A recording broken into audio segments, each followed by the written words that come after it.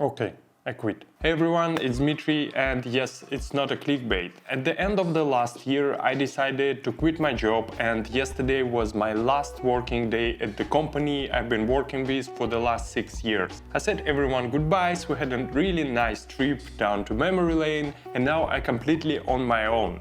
But let's explore why I actually did it and what my plans are. I have worked all kinds of jobs since I was 16 years old until I finally found my passion in software engineering.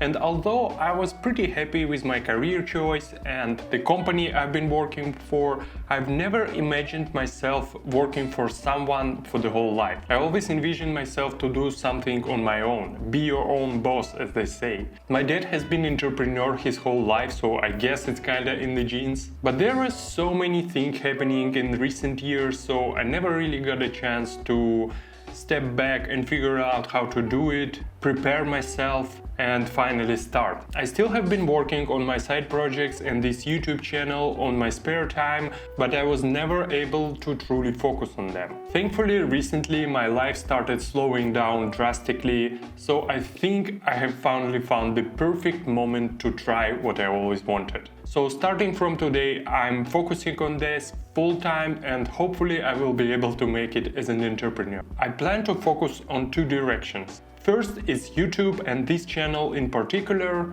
I'm planning to start posting regularly on this channel, being more focused about it, explore different types of monetization I can do for this craft, and make the videos better, of course. In general, I just want to treat this channel as a business. This channel will always stay my main channel with a focus on traveling, living in different countries, being an expat in the Netherlands, vlogs on variety of topics, but with a focus on making as best videos as I can. Because I really enjoy learning cinematography, hopefully the skills I will be improving will reflect on this channel too. But the approach stays the same: be authentic, be transparent as possible, and hopefully a little bit of fun, or at least not as serious. I'm also starting another channel which will be kind of side channel, because I want to document the whole I make my own thing journey on this channel. They will be much more raw, unedited, unscripted, where I will be just talking about what's happening in my life related to this project. So if you're interested in the details, ups and downs of entrepreneurial journey, all the financial details, it's all will be there.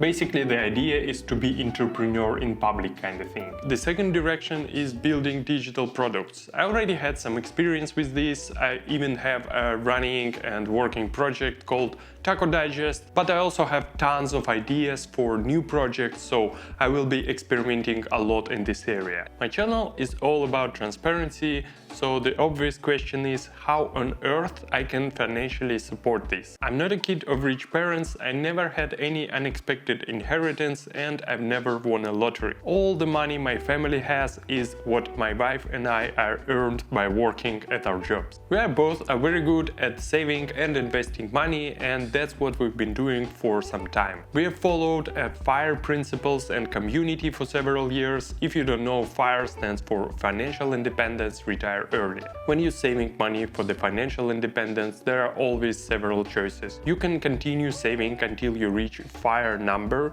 which will allow you to live off your investment and never worry about working in your life. But honestly, I never understood why so many people following this approach. Because if you ever participate in all these communities and read the reviews of people who did it, who pulled the trigger, they're usually very miserable. They left their job and there is no purpose for them anymore. There's even several cases where people got depressed and they're entirely unhappy with their lives because they just don't know what to do anymore. My approach is different. Instead of reaching out this magical number, which will take us several more years to reach, instead I'm just using part of the portfolio to invest in myself and establish the environment where my project will start financially support me. I will continue working on them and enjoying my life. There are several names how you can call it. It could be called mini retirement or sabbatical, but the idea is to just buy some time to work on the projects you love and eventually make them profitable. As simple as that. I dedicated a certain part of our portfolio that will last me for the 3 years of living expenses approximately, and I'm using this money to invest in this journey. In case you're curious, this money is liquid, not invested cash, and the idea is that 3 years will be enough to establish new sources of income, so I don't need to touch the invested portfolio. Obviously, anything can happen during those 3 years,